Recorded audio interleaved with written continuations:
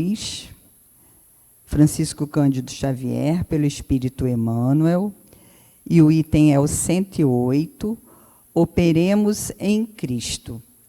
E quando fizerdes por palavras ou por obras, fazei tudo em nome do Senhor Jesus, dando por ele graças a Deus e Pai. Paulo, Colossenses 3,17. À espera de resultados, depois de expressões e ações reconhecidamente elevadas, pode provocar enormes prejuízos em nossa romagem para a suprema luz. Enquanto aguardamos manifestações alheias de gratidão ou melhoria, somos suscetíveis de paralisar nossas próprias obrigações, desviando-nos para o terreno escuro da maledicência ou do julgamento precipitado. Quando seja possível, distribuamos o bem, entregando nossas atividades ao Cristo, divino doador dos benefícios terrestres.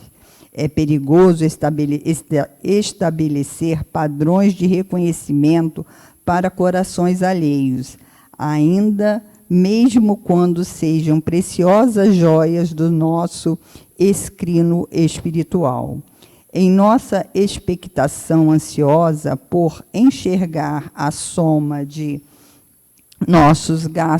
nossos gestos nobres, podemos parecer egoístas, ingratos e maldicentes. Copiemos o pomicultor sensato. Preparemos a terra, auxiliando-a e adubando-a. Em seguida, lancemos ao solo sementes e mudas valiosas. O serviço mais importante caberá ao Senhor da vida. Ele cuidará das circunstâncias favoráveis no espaço e no tempo, desenvolvendo-nos a sementeira, ou anular-nos-á o serviço, através de processos naturais, adiando a realização de nossos desejos, em virtude de razões que desconhecemos. O pomicultor equilibrado trabalha com títulos de sincera confiança no céu, ignorando de maneira absoluta se colherá flores ou frutos de suas obras, no quadro do imediatismo humano. Ampara-se, todavia, na providência divina e trabalha sempre a benefício de todos. Cumpramos, assim, nossa tarefa, por mais alta ou mais humilde, operando invariavelmente em nome de Jesus. Junto deles, sejamos para nós a glória de amar e o prazer de servir. Então, agora eu convido a todos a elevar o pensamento a Deus nosso Pai, a Jesus nosso Mestre querido, e nesse ambiente onde recebemos todos esses benefícios espirituais, toda a luz do Senhor, agradecermos por estarmos aqui nessa manhã, reunidos para mais uma manhã de estudo, de aprendizado, e que possamos, Pai, receber tudo aquilo que necessitamos para o nosso corpo físico e espiritual. E onde quer que estejamos, Pai amado, possamos ser sempre instrumento do seu amor. Que a sua luz e a sua paz permaneça sempre junto a nós. Que assim seja. Graças a Deus. Então, hoje nós temos aqui nosso amigo Flávio, da congregação, né? E ele vai falar sobre o Evangelho segundo o Espiritismo, capítulo 18, muitos chamados, poucos os escolhidos. Dar-se-á aquele que tem, e pelas suas obras é que se reconhece o cristão. Item do 13 ao 16. Seja bem-vindo, faça uma boa palestra.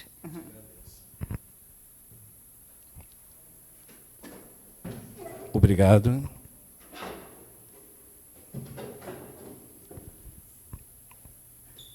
É sempre com alegria que recebemos o convite de trabalhar na obra de divulgação da doutrina espírita. E na condição de tarefeiros ainda tão humildes e pequenos neste trabalho, nos sentimos alegres e confiantes quando recebemos o convite. Ainda que tão pequenos, nos sentimos nervosos, ansiosos, né? Se de fato conseguiremos entregar aquilo que foi proposto, aquilo que foi pensado por aquela casa, que de forma tão carinhosa, pela irradiação do mentor espiritual, fez que lembrasse do nosso nome. E ainda tão pequenos, mas já imbuídos de tanta vontade de trabalhar, aqui estou. Vendo rostos amigos, né? Pessoas da minha evangelização, pessoas que semearam o fruto que hoje, aqui hoje, se propõe a também compartilhar de todo esse momento que foi vivenciado na minha evangelização, das sementes que foram lançadas nesse solo. E a proposta do nosso encontro é que possamos trazer o conhecimento dos muitos os chamados, poucos os escolhidos, dentro da compreensão dessa doutrina espírita, dessa doutrina que nos conforta, que nos consola e que nos propõe trazer o Evangelho, um Evangelho redivivo, de forma que tal possamos não somente conhecê-la, mas senti-la em nós, vivenciarmos através de atos diários com Jesus, através de ações que digam que somos cristãos, que somos essa árvore do cristianismo, que estamos na condição de espíritos que renascem, que retornam a esta caminhada com a proposta de sermos tarefeiros, tarefeiros de Jesus, discípulos, trabalhadores da última hora. E quando observamos o convite de falar de muitos os chamados, poucos os escolhidos, há de se entender que, dentro de uma concepção da doutrina espírita, possamos pensar que há uma exclusão, onde alguns não serão escolhidos pelo Pai, por Deus, que seria talvez um princípio de exclusão, onde uns seriam salvos e outros não seriam salvos. Mas a doutrina espírita consoladora, confortadora, Kardec nos traz que não é esse princípio. Se olharmos a justiça, a misericórdia de Deus, a partir do princípio dos renascimentos, da justiça, da reencarnação, das multiplicidades das nossas existências, fica mais fácil compreender os muitos os chamados e os poucos os escolhidos. Se olharmos sobre um prisma da unicidade da existência, há de observar que talvez alguns Deus exclui desse chamado. Não. O convite é a todos. O convite é a todos. E muitas das vezes, em algumas etapas desta vida, desse processo de viver, morrer, renascer, nós não estamos tão atentos ao convite, ao chamado. E muitas das vezes fica a impressão que não fomos escolhidos. Não. É que a nossa sintonia, o nosso magnetismo ainda não está tão pleno, tão absoluto com o magnetismo de Jesus, que nos chama ao convite. E para que possamos entender a mensagem, é necessário que agradeçamos. E eu preciso falar porque é algo que vem insistentemente a todos os franciscanos, a todos os irmãos que provavelmente, né, eu não vejo, não, mas sinto nesse momento que pedem, né, que mantenhamos firmes nesse trabalho, que não estamos sós. Dessa casa de trabalho, dessa casa de amor, dessa casa que irradia tanta luz dentro do movimento espírita. Há de observar, diante dessa pausa, muitos os chamados, poucos os escolhidos, o nascimento de Chico Xavier. Para que vejamos nesse trabalhador, que algumas vezes, por engano, possamos pensar que foi um trabalho fácil, que não houve dificuldades, que possamos olhar só aquele momento, né, do Chico, junto com Emmanuel, o momento que várias vezes Emmanuel asseverava, disciplina, disciplina, que não consigamos ver todas as dificuldades que esse trabalhador teve na sua infância, mas não. Ele persevera na abnegação de trabalhador com Cristo, na divulgação da doutrina.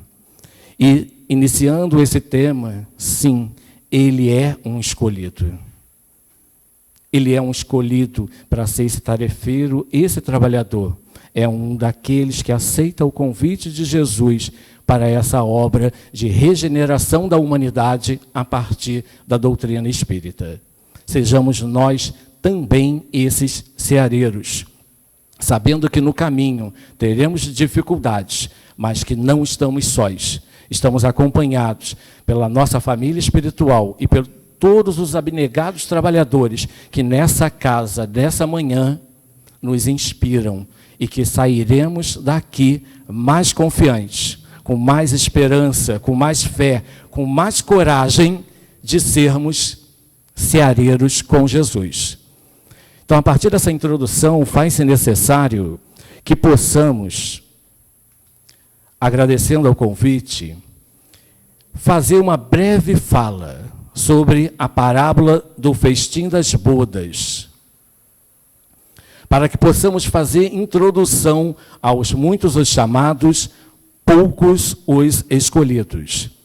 Não nos cabe, nesse momento, adentrar no entendimento da parábola, até porque foi algo que já foi abordado durante o ciclo dos trabalhadores que me antecederam nessa casa com relação ao capítulo 18 do Evangelho segundo o Espiritismo.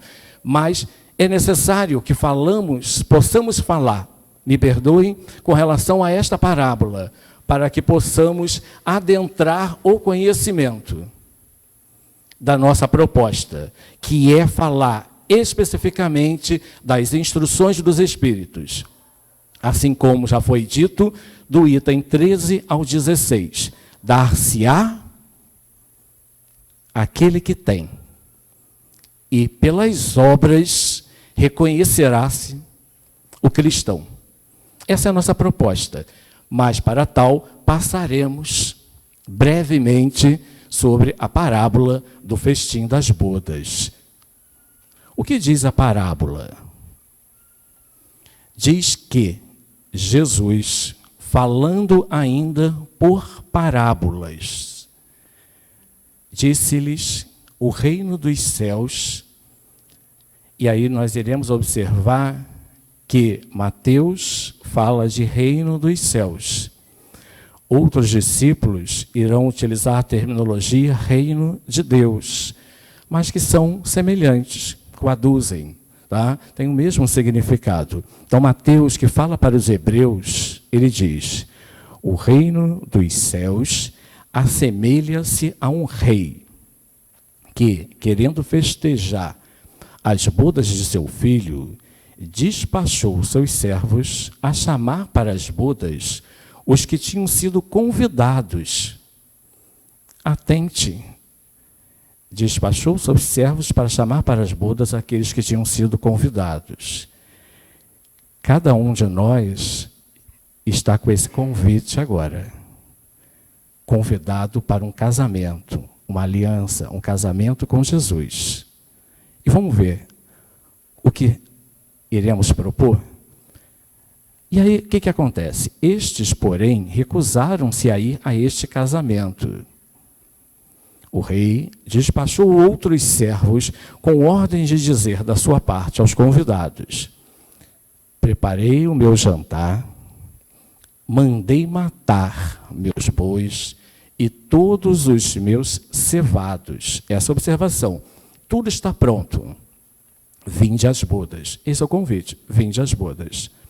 Eles, porém, sem se incomodarem com isso, lá se foram, um para a sua casa de campo e outro para o seu negócio. Então, observe que aí há um componente do nosso imediatismo, dos nossos anseios, ansiedades, né, com relação à nossa vida material. E muitas das vezes descuidamos da nossa vida espiritual, no anseio de viver o hoje e a nossa vida material, animal, esquecemos de viver a nossa vida espiritual diante do convite que chega a todos. Outros pegaram dos servos e os mataram, depois de lhes haverem feito muitos ultrajes. Sabendo disso, o rei se tomou de cólera e, mandando contra eles seus exércitos, exterminou os assassinos e lhes queimou a cidade. Então disse a seus servos: o festim de bodas está inteiramente preparado, mas os que para ele foram chamados não eram dignos dele. E depois, as encruzilhadas, chamai para as bodas todos, quanto encontrardes. Chamai todos. Observe que aos primeiros convidados, aos segundos, chame todos, que venham todos para a festa de casamento.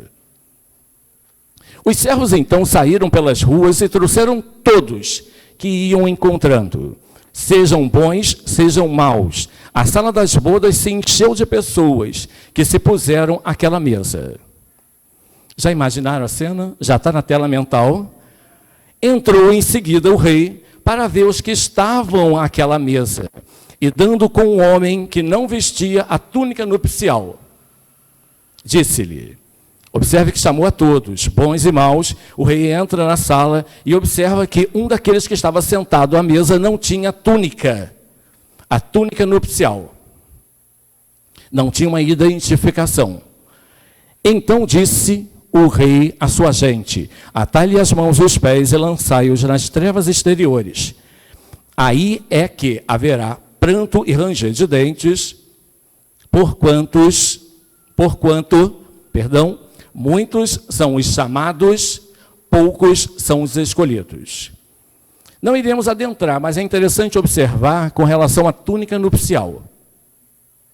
Uma das interpretações possíveis que possamos fazer com relação a essa túnica nupcial, possamos referir ao nosso corpo perispiritual, ao nosso perispírito.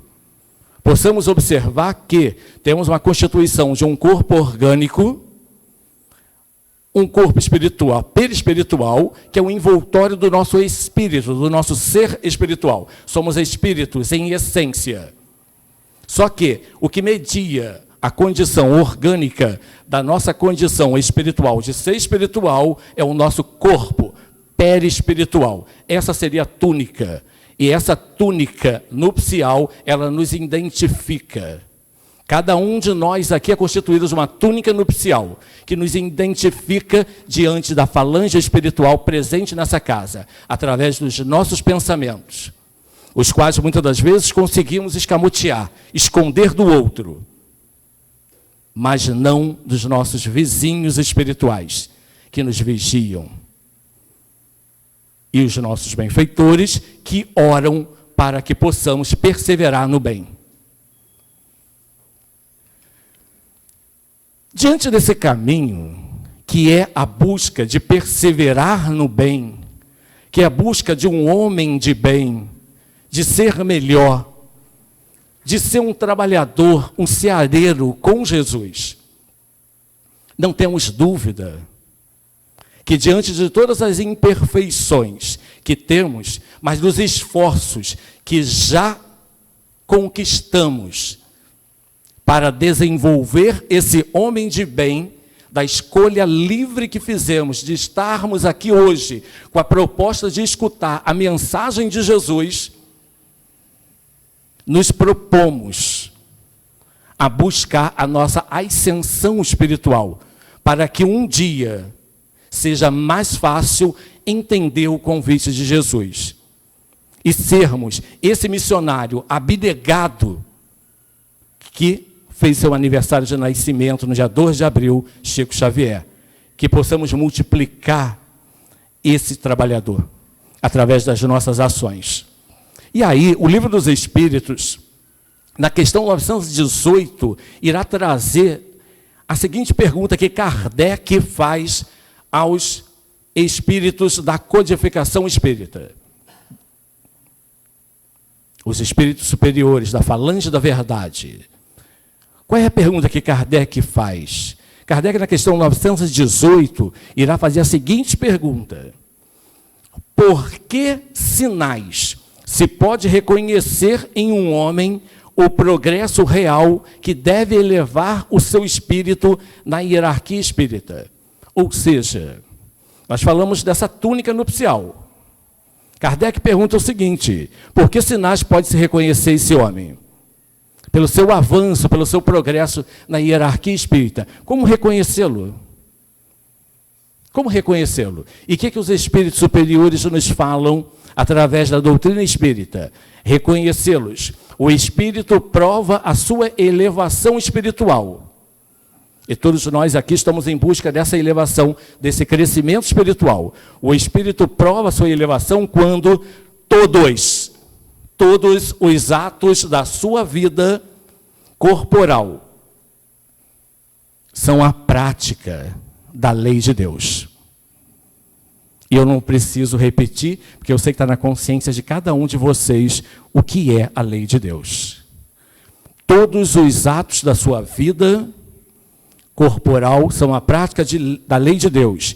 E, tem uma vírgula aí, e quando ele compreende o homem por antecipação a sua vida espiritual. O que Kardec quer nos dizer?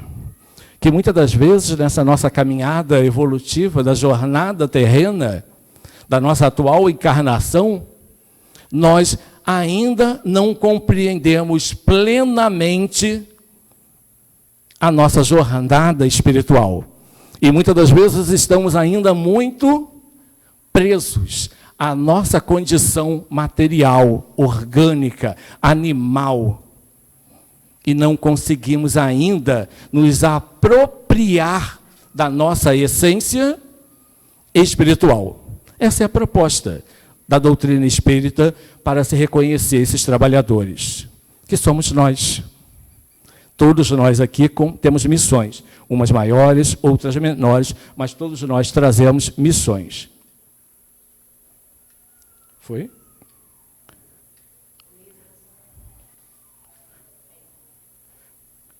Foi? Não.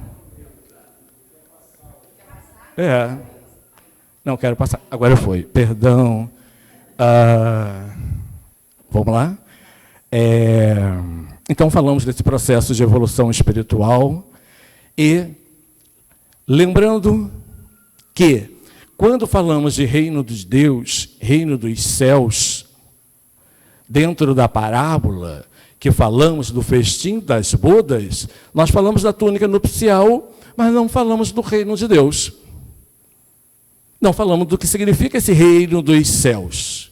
Né? Que alguns talvez possam pensar que trata-se de uma região circunscrita para os salvos, para os escolhidos de Deus, e que esse reino não seria para os demais, mas somente para os escolhidos, para os eleitos, um Deus exclusivista que seleciona e separa. Um para o reino e outro não vai para o reino. Um salvo e outro não salvo. Um escolhido e outro não escolhido. Mas o que é reino de Deus? O que é reino dos céus?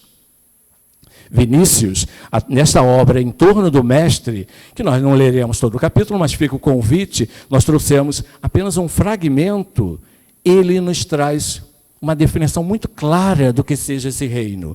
Diz, o reino de Deus, preste atenção, olha como é importante sentir a mensagem. O reino de Deus é o conjunto de energias. Reino de Deus é conjunto de energia. Reino de Deus é conjunto de energias e de faculdades que jazem latentes, ou seja, elas já existem. Elas estão latentes, estão pulsantes dentro de nós. Em nossa alma. Dentro de nós, a nossa alma é o reino da vida. Então ele diz que o reino de Deus é o reino da vida, é o reino da imortalidade, é o reino do poder, do qual só nos apercebemos desse reino depois que começamos a sentir em nós as vibrações da vida espiritual. Observa que ele diz que muitas das vezes nós não nos apercebemos da existência desse reino. Ele existe, ele está em nós, ele está latente em nós, mas muitas das vezes nós não damos conta da existência dele, e ele existe em nós. E aí ele diz,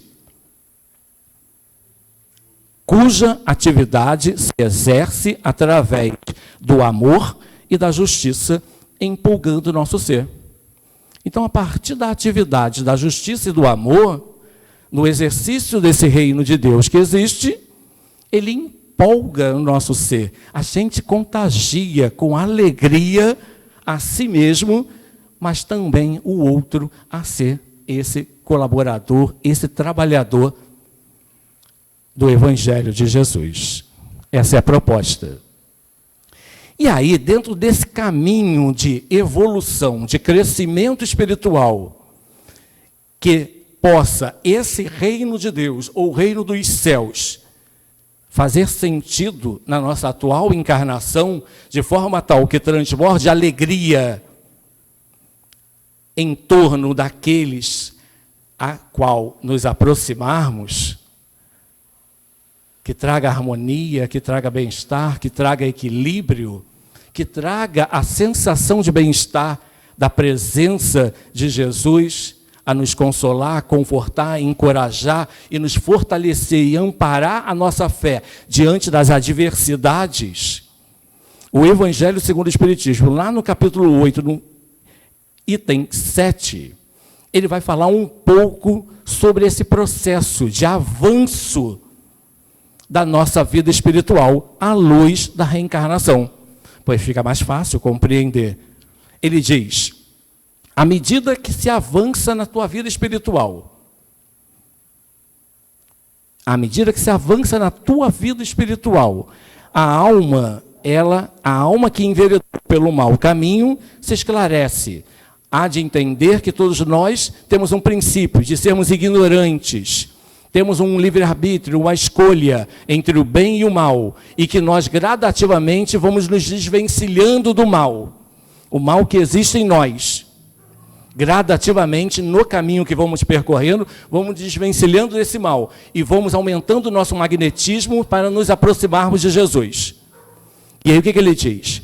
À medida que avança na tua vida espiritual, a alma que enveredou pelo mau caminho se esclarece.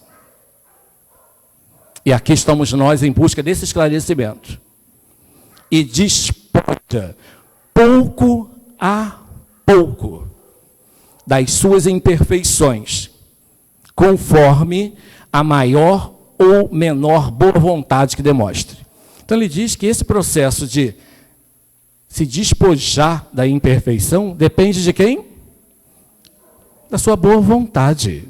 Somente da sua boa vontade. É um processo íntimo, pessoal. E Kardec continua dizendo, conforme a maior ou menor boa vontade que demonstre, em virtude do seu livre-arbítrio, da sua livre escolha. Não há coação na lei divina. O momento é hoje, o momento é agora da sua transformação. Não há esse processo. Todo pensamento mau resulta, pois, da tua imperfeição, da imperfeição da tua alma. Todo pensamento mau resulta da imperfeição da tua alma. Mas de acordo com o desejo que tu alimentas de depurar-se, mesmo esse mau pensamento se lhe torna uma ocasião. Ocasião de quê? De adiantar-se. Por quê? Continua Kardec a nos explicar. Porque ela o repele com energia. Ela o repele, a tua alma repele esse pensamento com energia. Esse pensamento mau.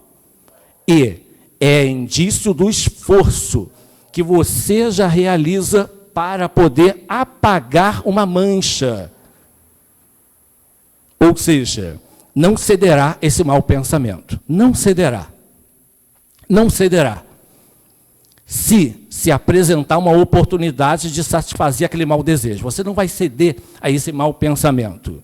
Depois que você tiver resistido a esse mau pensamento, que te aproximou, sentir-se-á mais forte, sentir-se-á mais contente com a sua vitória de ter resistido a um mau pensamento e ter se aproximado, através do seu magnetismo, da presença de Jesus e de todos os ceareiros que estão ao nosso lado.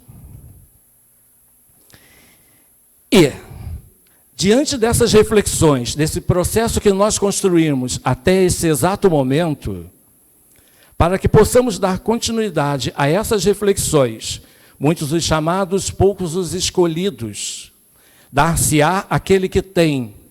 Pelas obras se reconhece o verdadeiro cristão. Nós traremos uma nova observação, agora no livro Rumo Certo, também psicografia do nosso saudoso trabalhador, abnegado trabalhador da divulgação da doutrina espírita, Chico Xavier, através de Emmanuel no livro Rumo Certo. Uma nova observação, uma nova gota de esperança para a nossa reflexão dessa manhã. E nos diz: Jesus, o mestre dos mestres, apresenta uma chave simples para que se identifique os legítimos seguidores. Ou seja, observem, nós estamos falando dos seguidores.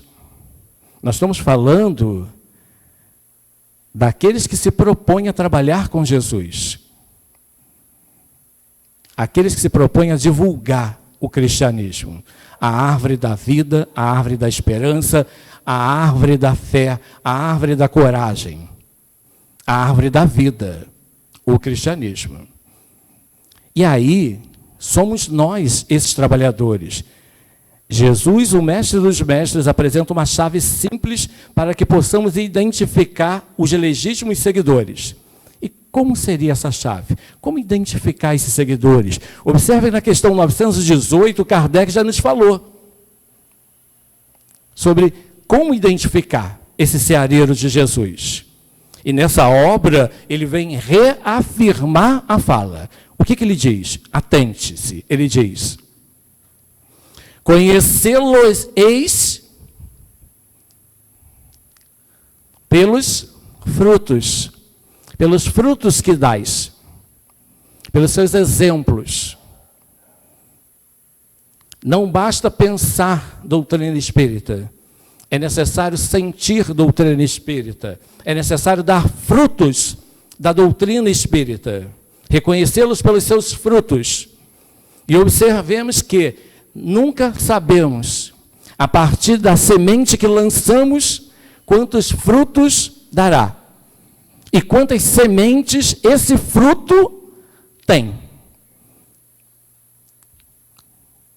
Importante que semeemos, com a certeza que esse processo de germinação e crescimento dessa árvore para que dê frutos, dependerá da boa vontade, da livre escolha, do eu. Mas que não esqueçamos, no nosso lar, da necessidade de evangelizar, com sementes do Evangelho. E aí ele continua dizendo, observemos que estamos realizando, olha a observação, observemos o que nós estamos realizando com o tesouro das nossas horas, a preciosidade das nossas horas, o que nós estamos fazendo do nosso dia. Que muitas das vezes a nossa impressão é que é um dia curto. Que não dá para fazer tudo. Não dá. Observemos o que estamos realizando com tesouros das horas e de que espécie são as nossas ações, o que temos feito. E ele continua, a benefício dos semelhantes. O que temos feito a benefício do outro? O que temos feito com o cristianismo e com a doutrina espírita? E procurando, a observação é, procurando aceitar-nos como nós somos. Procurando aceitar como nós somos, sem subterfúgios ou escapatórias. Evitemos estragar-nos com queixas. Evitemos-nos estragarmos a nossa encarnação com queixumes. Porque muitas das vezes a gente para a nossa encarnação e fica lamento, lamento, queixa, queixa. Lamento, queixa, lamento, queixa, lamento, queixa, lamento. E você não avança. Evitemos essa postura mental e evitemos estragarmos-nos com queixas e autocondenação. Muitas das vezes nós sabotamos a nossa encarnação. A orientação é que evitemos esse processo de autocondenação, diligenciando buscar, isto sim, agir, servir e melhorar-nos sempre, com o cuidado do auto-perdão, de todo dia se perdoar e dizer, eu vou recomeçar. Continua Emmanuel a nos dizer, em tudo o que sentirmos, em tudo o que pensarmos, em tudo o que falarmos ou fizermos, doemos aos outros o melhor de nós, reconhecendo que, se as árvores são valorizadas pelos seus frutos, as árvores não são valorizadas pelos seus frutos que produzem? As árvores não são valorizadas pelos seus frutos que produzem? Observemos que cada árvore recebe e receberá invariavelmente a atenção e o auxílio do pomicultor, que é Deus. Cada árvore recebe esse auxílio de Deus, conforme os frutos que vem a produzir. Então, conforme os frutos que você se propõe hoje a produzir, não tenha dúvida que o pomicultor Deus está atento à sua boa vontade e Ele não te desamparará diante da tua boa vontade de produzir bons frutos, diante da propagação, da divulgação, da vivência e da exemplificação do cristianismo. E aí, a gente adentra nesse momento, especificamente após a introdução realizada, a instrução do livro dos Espíritos, do Evangelho segundo o Espiritismo, vocês me perdoem, que irá, do item 13 ao 16, trazer instruções de um espírito protetor, de um espírito amigo, e a última instrução do Evangelho, no capítulo 18, é de Simeão.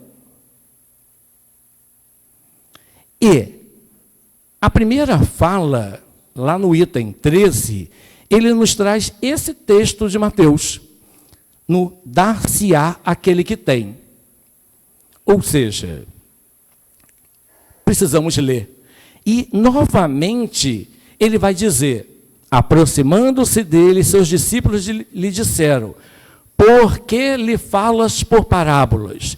Então, observe que agora os discípulos perguntam a Jesus, por que tu falas por parábolas à multidão? E quem é essa multidão que acompanha Jesus? Somos nós. Somos nós. Humildes. Eram pessoas simples. Pessoas que traziam seus filhos para que fossem abençoados por Jesus. Eram pessoas do povo, do dia a dia. Jesus pregava na rua. Jesus pregava à multidão sedenta para ouvi-lo, para estar à presença daquele que era anunciado como Messias, aquele Messias tão esperado. Mas Jesus também era acompanhado pelos saduceus. Jesus também é acompanhado pelos fariseus, os doutores da lei, o sinédrio, a igreja, que olhava Jesus com desconfiança, como aquele que era um agitador de multidões. E que lá na frente seria crucificado. Que seria, antes de ser crucificado, seria esbofeteado. Que seria maltratado. Que entre Jesus e Barrabás, escolheriam Barrabás. Aquele que olhará para o céu e dirá: perdoai, eles não sabem o que fazem. Perdoai. Que olhará para sua mãe Maria, que olhará para João, dizer: aí está a sua mãe, aí está o seu filho, e que dará continuidade na casa do caminho. Aqui é importante que essa leitura de Mateus, que fala para os hebreus, possamos compreender, onde Jesus diz: aproximando-se dele, seus discípulos lhe disseram, porque lhes fala por parábolas. Por que Jesus fala a essa multidão por parábolas? Por que não lhe fala dos mistérios de uma forma clara? Por que precisa usar parábolas? Para que precisa utilizar elementos da sua cultura, da vida diária? Falar de semente. Era mais fácil compreender e fazia sentido para aquelas pessoas usar elementos que fossem da sua cultura, da sua vivência, do seu dia a dia, para trazer um conhecimento moral. Conhecimento moral esse do Cristo que sobreviveu, que é atemporal, que sobrevive até hoje, porque foi dito por parábolas. Então, a resposta de Jesus aos discípulos, que é uma resposta a nós também, diz: respondendo, disse-lhes: é porque, eu falo por parábolas, é porque a vós outros foi dado conhecer os mistérios do reino dos céus. Entendamos que mistério aí, quando Jesus fala, não refere-se a algo que não pode ser conhecido, mas a algo que trata-se de uma revelação que será revelada aos iniciados. E os iniciados são os discípulos. Ou seja, é porque a vós outros vos foi dado conhecer os mistérios do reino dos céus, ao passo que a eles isso não foi dado. A eles a multidão. Porque aquele que já tem, mais se lhe dará, e ele ficará na abundância. Mas aquele, entretanto, que não tem, mesmo o que tem, se lhe tirará. Observe aí que há uma clara antítese entre, antítese literal, é uma ferramenta da literatura para fazer um realçar de um texto. Eu faço uma antítese, falando sobre luz e escuridão. Essa oposição de ideias favorece o realçar do texto, de forma tal que facilite a sua compreensão. É uma antítese literal ou antítese figurada, que é uma ferramenta de texto. Então diz assim: porque aquele que já tem, mais se lhe dará, e ele ficará na abundância. Aquele, entretanto, que não tem, mesmo que tem, se lhe tirará. Por isso é que lhes falo por parábolas. Está aí a resposta aos discípulos. É por isso que lhe falo por parábolas. Porque vendo nada veem, ouvindo nada entendem, nem compreendem.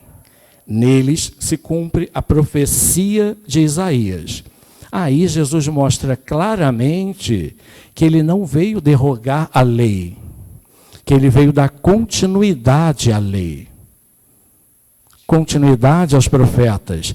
E aí ele faz uma referência ao profeta Isaías. Ou seja, quando Isaías diz: ouvireis com os vossos ouvidos e nada entendereis, olhareis com os vossos olhos e nada vereis. Isaías 6, 9. Ou seja, quando fazemos essa leitura, dar-se-á que ele tem, a partir de todas as reflexões que fizemos, fica fácil compreender que não há um processo de exclusão e que a justiça e a misericórdia de Deus frente à nossa reencarnação nos ampara. Há uma continuidade que é necessário fazer a reflexão, aonde Marcos irá nos dizer: tende muito cuidado com o que ouves. Tende muito cuidado com aquilo que ouves. Ou seja, porquanto usarão para convosco da mesma medida de que houverdes usado para medir os outros. Tende cuidado com aquilo que ouves. Vão usar para com você da mesma medida que você usou para medir os outros. E ainda se vos acrescentará, pois ao que já tem, e aí ele repete, pois, agora quem fala é Marcos, o outro evangelista, pois ao que já tem dar-se-á, e ao que não tem, até o que se tem, lhe tirará. Então a primeira leitura que a gente faz dessa antítese figurada como instrumento de escrita é um tanto quanto paradoxal, um tanto quanto difícil. Aquele que nada tem, e já não tem, ainda vai tirar o que ele tem. Que Deus é esse? Que misericórdia é essa? Que justiça é essa? Aquele que tem, mais vai dar. E aquele que nada tem, tira. De que Deus nós estamos falando? Que Deus nós estamos falando? Então, se a gente fazer a leitura ao pé da letra, realmente fica incompreensível. Vivenciar e sentir esse ensinamento, que parece extremamente paradoxal. Há uma controvérsia, isso não tem coerência. E muitos vão rir, vão dizer, não é possível. Não é possível seguir essa mensagem. Não é possível seguir a Jesus. Que fala é essa? E aí vem a doutrina espírita, através da instrução desse espírito protetor, desse espírito amigo, aonde nós trouxemos um breve recorte. Ele irá nos explicar essa possível controvérsia, isso que parece ser tão paradoxal, de não ter lógica, de não fazer sentido. E o que o espírito protetor, o que esse espírito amigo de Kardec nos fala com relação a essa passagem evangélica? Ele diz de uma forma muito clara, ele diz para a gente o seguinte: dá-se-á ao que já tem e tirar-se ao que não tem. Aí ele diz: meditai esses grandes ensinamentos que vos hão por vezes afigurado paradoxais. Esse grande ensinamento que lhe parece paradoxal, aquele que recebeu é o que possui o sentido da palavra divina. Aquele que recebeu é aquele que já compreende o sentido da palavra divina. Será que nós já compreendemos o sentido da palavra divina? Será que isso já faz sentido para a gente? Então, aquele que recebeu é aquele que compreende o sentido da palavra divina. Recebeu unicamente porque tentou tornar-se digno dela, que é da palavra divina, porque o Senhor, em seu amor misericordioso, observe, o Senhor, em seu amor misericordioso, ele anima os esforços. Anima os esforços que tendem para um bem. Então, toda vez que a gente estiver alegre, contente, animado, fortalecido, corajoso de fazer o bem, não nos faltará amparo. Nós receberemos amparo. Nos será dado coragem. Vá. Vá. O trabalho lhe espera. E continua. Aturados, perseverantes, esses esforços atraem as graças copiosas que vos fazem fortes, para galgar a montanha santa, em cujo cume está o repouso após o labor. Então a mensagem é clara, o Espiritismo é claro, ele vem tirar da parábola toda aquela cortina, que muitas das vezes faz que a gente leia o texto e não consiga entender o sentido moral, a mensagem do Cristo. Essa é a proposta do Espiritismo.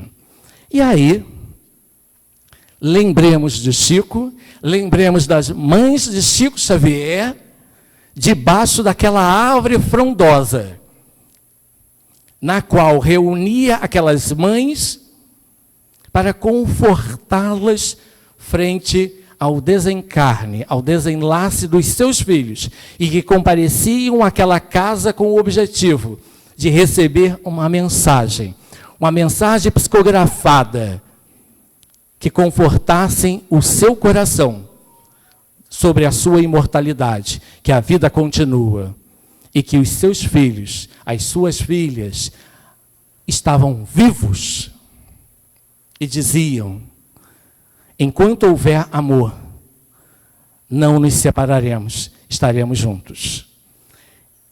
Lembremos dessa árvore e observemos quando a instrução dos Espíritos nos fala sobre pelas obras reconhecerá o cristão. Lembremos dessa árvore, lembremos de Simeão. E o que diz Simeão?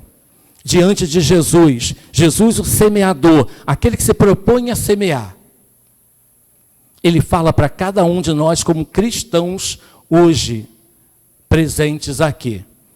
E essa é a nossa o nosso último momento, nossa última leitura, para que possamos refletir o que estamos fazendo do cristianismo. O que estamos fazendo dos frutos desse cristianismo. Se estamos guardando esses frutos para nós, ou se estamos multiplicando os frutos da doutrina espírita, através do exemplo, da vivência dessa doutrina, diante de todos os aflitos, aqueles que, desesperançosos, angustiados, muitas das vezes irão nos buscar, pois a espiritualidade irá orientá-los e dizer: ali encontrarás água, ali encontrará uma palavra amiga. Não nos distraiamos diante das oportunidades de trabalho no bem. E aí Simeão nos diz: nem todos os que me dizem Senhor, Senhor, entrarão no reino dos céus. Já falamos do que se trata reino dos céus. Mas somente aqueles que fazem a vontade de meu Pai que está nos céus. Também já falamos que vontade é essa. Discípulos do Cristo, compreendei-as bem.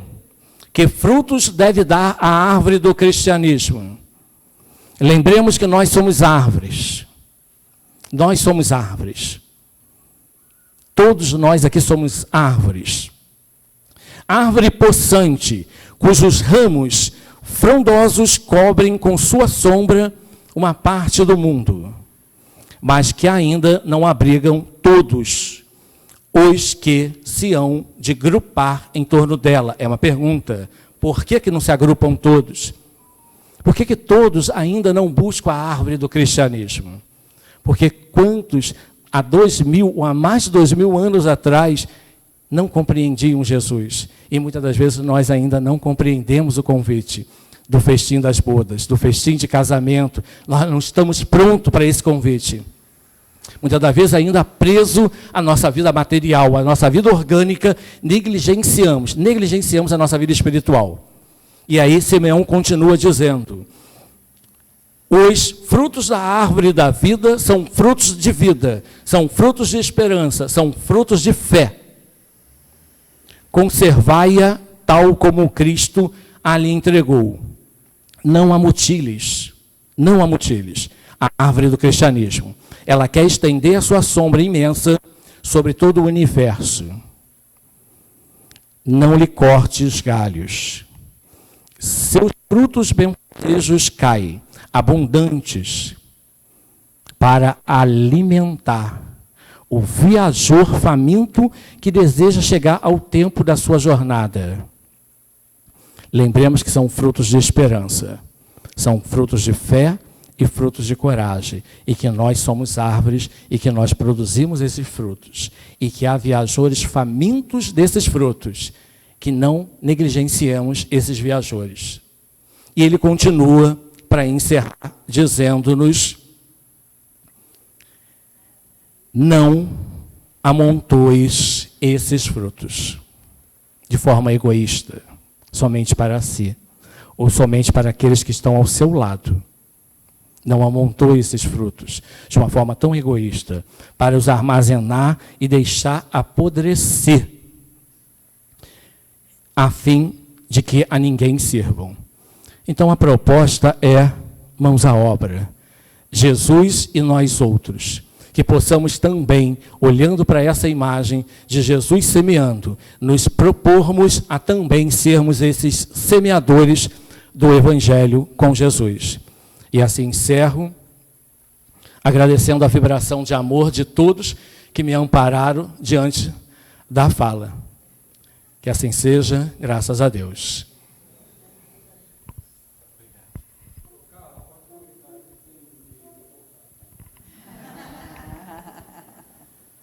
Com certeza, sem dúvida.